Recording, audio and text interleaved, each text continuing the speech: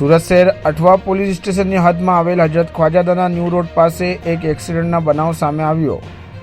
સૂત્રોના માહિતી અનુસાર એક યુવકને ટ્રક ચાલકે પાછળથી ટક્કર મારવાની વાત સામે આવી, જેમાં યુવક કચરામાં બેભાન પડ્યા દેખાઈ રહ્યું છે। નશાના કારણે કેટલાક લોકો પોતાના જીવને જોખમમાં નાખે છે અને જીવ પણ ગુમાવી ચૂક્યા છે। વર્ષો જૂની ઐતિહાસિક આટલો પવિત્ર સ્થળ હોવા છતાં આસપાસના વિસ્તારમાં દારૂના અડ્ડાઓ કોના આશીર્વાદથી ચાલી રહી છે? અઠવા પોલીસ સ્ટેશન હદ વિસ્તારમાં ચાલતા દારૂના અડ્ડાઓ પર કયા પોલીસ અધિકારી મહેરબાન છે અને કોની મહેરબાનીના લીધે આ વિસ્તારમાં દેશી અને ઇંગ્લિશ દારૂના અડ્ડાઓ ચાલી રહ્યા છે? જયામાસી અને મનીષા નામની બુટલેગરો દેશી દારૂ અને ઇંગ્લિશ દારૂનું વેચાણ કરી રહ્યા છે।